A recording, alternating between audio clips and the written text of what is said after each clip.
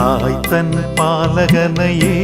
மறப்பினும் நான் மறவேன் என்று சொன்னதா தாழ்த்தி என்னை அவர் கையில் தந்து ஜீவ பாதை என்றும் ஓடுவே